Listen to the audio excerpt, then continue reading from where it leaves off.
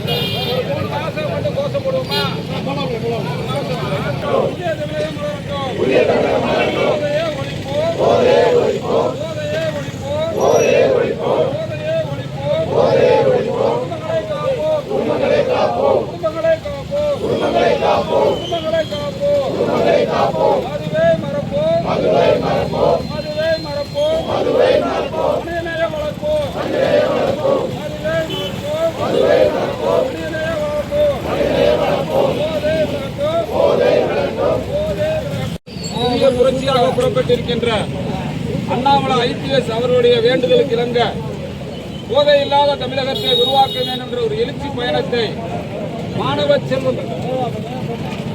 செல்வங்கள், ஆசிரியர் பெருமக்கள், விவசாய பெருமக்கள், தாய்மார்களின் விழிப்புணர்வை ஏற்படுத்திக் கொண்டிருக்கின்றோம். இன்னைக்கு தமிழகம் முழுவதும் இந்த ஜூலை மாதம் முழுவதும் போதைக்கான விழிப்புணர்வு நிகழ்வு, அடுத்த மாதம் முழுவதும் பசுமை புரட்சி, வீடுதோறும் மரம் வளர்ப்போம், பசுமையை பாதுகாப்பேன் என்ற ஒரு புரட்சியை தொடங்கியிருக்கின்றோம். இன்றைய முதல் கட்டமாக மதுரையிலே அலங்காநல்லூர் தொகுதியிலே கேட்டுக்கடை பகுதியிலே, சோழவந்தான் தொகுதி அலங்காநல்லூர் கேட்டுக்கடை பகுதியிலே SDM செந்தில் அவர்களுடைய தலைமையிலே நடந்து கொண்டிருக்கின்ற போதை ஒழிப்பு பேரணியிலே கலந்து கொண்ட சமூக ஆர்வலர்கள் மற்றும் விவசாய பெருமக்கள், மாணவ செல்வங்கள் மத்தியிலே போதையை ஒழிக்கும் என்ற திட்டத்தை போதையை ஒழிப்போம், மனிதநேய வளர்ப்போம், போதை ஒழியட்டும், தமிழகம் வளரட்டும்,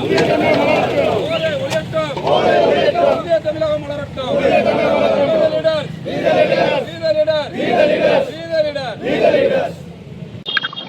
இன்று தமிழகத்தினுடைய ஒரு புதிய இளம் புரட்சியாக, இளம் புயலாக தமிழகத்தை இன்னைக்கு வலம் வந்து கொண்டிருக்கின்ற மதிப்புக்குரிய உயர் திரு அண்ணாமலை IPS அவர்கள் வீத லீடர்ஸ் என்ற ஒரு அமைப்பை ஏற்கனவே தொடங்கி மக்களுக்காக பல்வேறு நலத்திட்டங்களை நடத்தி வந்துள்ளார். பசுமை புரட்சி, சேவைகள், சேவை மையங்கள், கல்வி உதவிகள், இது மாதிரி பல்வேறு நிகழ்ச்சிகள் விளம்பரமின்றி செய்து வந்துள்ளார்.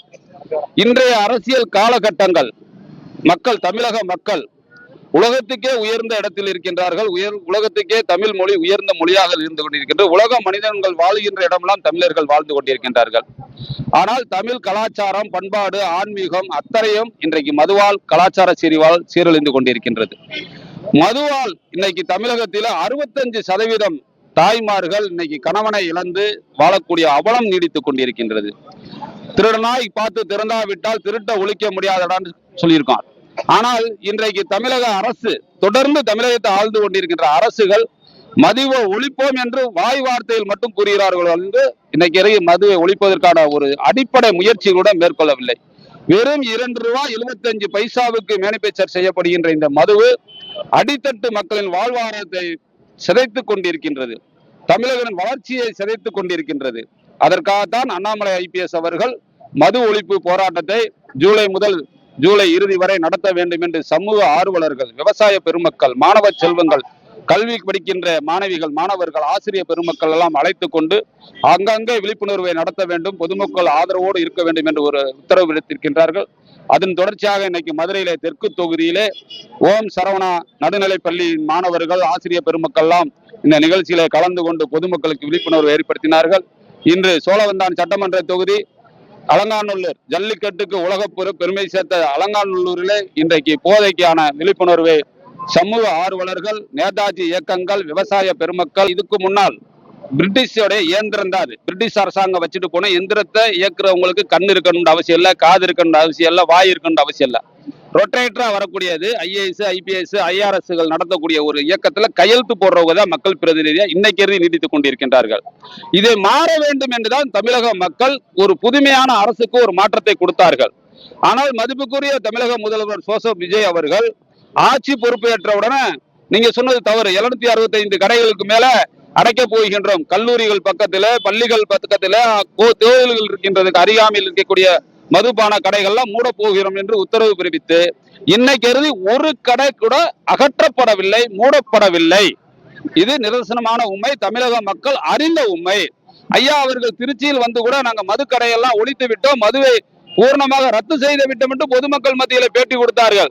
ஆனால் அவரிடம் எதிர்த்து கேட்பதற்கு சட்டமன்றத்திலையும் வாய்ப்பு கிடைக்கவில்லை, பொதுமக்கள் மத்தியிலும் வாய்ப்பு கிடைக்கவில்லை என்ற அவலம் நீடித்துக் கொண்டிருக்கின்றது. மிக விரைவில் பொதுமக்கள் எழுச்சி கொண்டு மது வேண்டாம் என்று ஒரு போராட்டத்தை அந்தந்த மதுக்கடை வாசலில் அமர்ந்து தடுக்கும் பட்சத்தில் இந்த மதுவை ஒழிக்க முடியும் பட்ச அரசாங்கங்கள் இன்று இருக்கின்ற தமிழக அரசாங்கம் எந்த அரசாங்கம் கிடையாது மக்கள் மத்தியில ஒரு நல்லெண்ணத்தை பெறுவதற்கும் மக்களை பாதுகாப்பதற்கும் முயற்சி மேற்கொள்ளவில்லை என்றுதான் எங்களுடைய கருத்து. மதிப்புக்குரிய ஐயா விஜய் அவர்கள் மக்களுடைய வாழ்வாதாரத்தை உணர்ந்த தலைவர் கிடையாது. நான் பச்சையா சொல்றேன். அவர் திரைமுகத்திலே சென்னையின் தலைநகரத்திலே வாழ்ந்தவர். அவர் டாப் சிட்டி வாழ்க்கையை வாழ்ந்தவர். இன்னைக்கு 90% மக்கள் சேத்தில் கால் வைத்தால்தான் மகா பெரிய விஞ்ஞானியா இருக்கட்டும், மாபெரும் தொழிலதிபர்களாக சோத்தில் கை வைக்க முடியும். அந்த விவசாயிகளுடைய அடிப்படை தேவையை உணர்ந்த ஒரு முதல்வராக இருந்தால் இன்று அந்த கருத்துக்கு நமக்கு ஒரு தீர்வு தேட முடியும். இவர் திரைப்பட வசனங்களை பார்த்து, திரைப்பட கதைகளை பார்த்து, திரைக்கதையில் நடித்தது போலவே மக்கள் மத்தியிலும் செய்து கொண்டிருக்கின்றார். கண்டென்ட்டை வைத்துக் கொள்கிறார் பக்கத்துல ஒரு ஸ்டாண்ட்ல. அந்த கண்டென்ட்டை பார்த்துதான் அவர் பேசுறாரு. அதனால பொதுமக்கள் கருத்துக்கு அங்க விடிவு கிடைக்கும் என்றால் அது நாளாகும். இன்னைக்கு தமிழகத்திலே கரூர்ல நடந்த துயர சம்பவத்திற்கு தமிழ்நாடு முன்னாள் அரசாங்கத்து மேல் இன்னைக்கு பேட்டியில குற்றம் சாட்டியிருக்கார். ஐயா அவர்கள் மாலை 4 மணிக்கு கரூருக்கு வர்றோம் என்றுதான் பொதுக்கூட்டத்தை ஏற்பாடு பண்ணாங்க. ஆனா அவர் 4 மணிக்கு சென்னையில இருந்தார். சென்னைக்கு போயிட்டு திருப்பி 7 மணிக்கு வந்ததுனாலதான் இந்த விபத்து ஏற்பட்டது.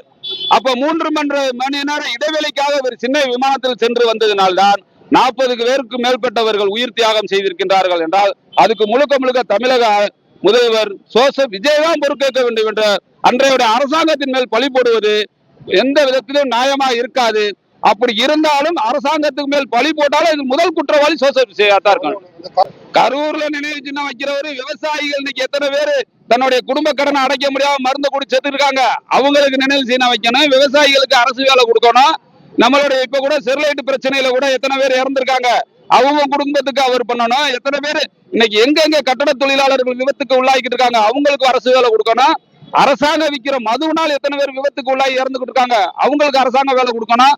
இப்படி அரசாங்க வேலை இந்த அரசாங்கத்தினால இறந்தவங்களுக்கு எல்லாம் கொடுக்கணும்டா. நீங்க இந்தியா தமிழகத்துல வாழ்ற 90 கோடி மக்கள், 9 கோடி மக்கள்ல கிட்டத்தட்ட 6.5 கோடி பேருக்கு அரசாங்க வேலை கொடுத்துட்டு தான் இருக்கணும். இந்த அரசாங்கம் எங்க இருந்து யார் வரி பணத்தை கொடுப்பாங்க? ஏற்கனவே 13 லட்சம் ரூபாய் கடன்ல சுமந்து போய்கிட்டு இருக்கு. திமுக அரசாங்கம் 11.11 வச்சிருந்தது. டிவிக்கு அரசாங்கம் அமர்ந்தோன்னா 13 கோடியை தொட்டு விட்டது கடை. எந்த சூழலிலையும் மதிப்புக்குரிய ஐயா விஜய் அவர்கள் தமிழக மக்களுக்கு கொடுத்த வாக்குறுதியை நிறைவேற்ற முடியாது. அவர் ஆட்சி முக்காலி ஆட்சியில் அமர்ந்திருக்கின்றார். இன்னும் ஒரு கால் மணல்களால் கட்டப்பட்ட கால். அந்த மணல்கள் எப்ப வேணும்னாலும் சரியும் பொழுது டிவிகே அரசு தமிழகத்தில் இருந்து அகற்றப்படக்கூடிய நாள் வரும். அன்றைய தினம்தான் அண்ணாமலை அவர்களுடைய வழிகாட்டுதல் தமிழக மக்களுக்கு நேர்த்தியாக இருக்கும். அன்று தமிழகத்துக்கு விடை கிடைக்கும்.